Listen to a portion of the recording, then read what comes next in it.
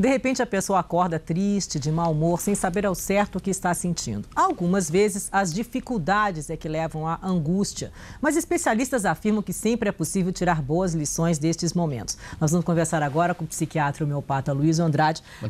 Boa tarde. Para contar para a gente que boas lições serão essas, né? Mas o que é angústia, para a gente começar? Na prática, né, nunca a gente vai dizer que a angústia seja boa ou prazerosa, porque ela traz um incômodo.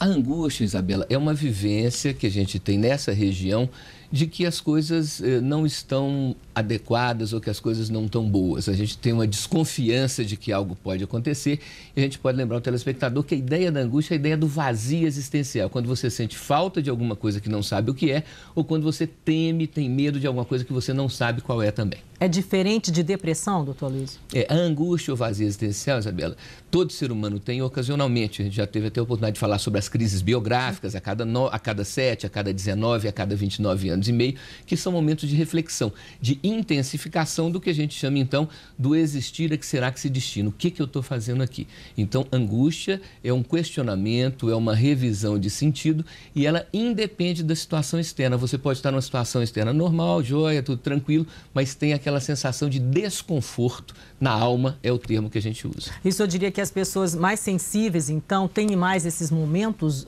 de angústia? De melancolia, né? De percepção desse vazio existencial.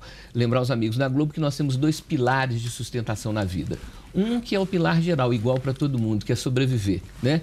Comer e defecar, beber água e urinar, trabalhar e pagar a conta, isso é igual. Mas tem um outro pilar associado, que é o pilar ou plano mestre pessoal, que é isso que eu falei, o que a gente veio fazer. E esse plano mestre pessoal, ele fica, Isabela, escondido no inconsciente. Então, nós temos que pedir a Deus essa inspiração. O que mesmo que eu vim fazer aqui, além de só sobreviver? Por isso que, às vezes, que algumas pessoas olham para um pôr do sol e ficam tristes, seria isso? Ou na TPM, quer dizer, é uma angústia que a pessoa sente só porque o pôr do sol está bonito e o dia está acabando? Isso existe, não existe? Aí, Isabela, isso vai ser o quê? Um aumento de sensibilidade. Isso não é exatamente uma angústia. A angústia é uma coisa mais profunda, é uma falta maior, é a sensação de que tudo que a gente está fazendo, tudo que a gente já obteve, não é suficiente. Fica faltando algo mais, que leva muitas pessoas, então, à bebida, à droga, ao excesso de compras, a tentativa de preencher o vazio da alma de outra maneira, acaba fazendo com que a pessoa muitas vezes use substâncias que não vão preencher esse vazio de cá, mas sim,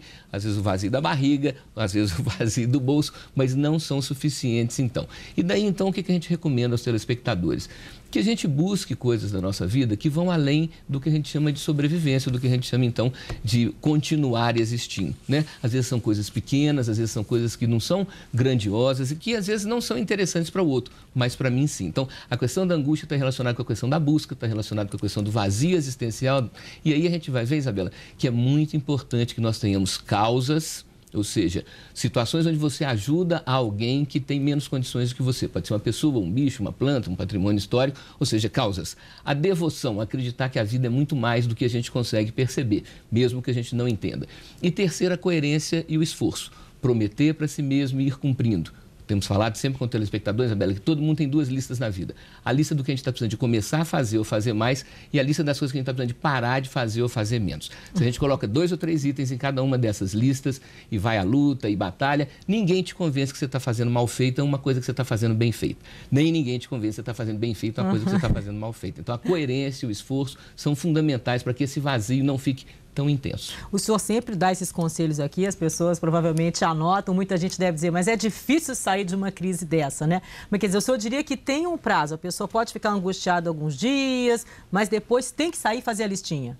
Mesmo quando a pessoa está numa fase de angústia, se ela tem feito as coisas que ela prometeu para ela mesma, que ela está tentando cumprir esse combinado consigo mesma, isso alivia muito, tá certo, Isabela? Entender que às vezes a gente precisa de remédio, mas isso não é uma coisa genérica, é quando a pessoa não está dando conta, não está conseguindo segurar esse nível de sofrimento, aí sim a gente usa o remédio não para anestesiar o sofrimento, mas para amenizá-lo a ponto da pessoa dar conta de ter uma saída criativa, inventar, Isabela, novos sentidos para a vida. Que aí sai melhor da crise, com certeza, o senhor garante isso. Podemos dizer ao telespectador que depois da esfrega a gente acaba saindo evoluído, acaba melhorando. Isso daí é muito importante. Ir ficando mais velho implica em mais sabedoria e justamente utilizar certos sofrimentos como fonte de desenvolvimento, de superação.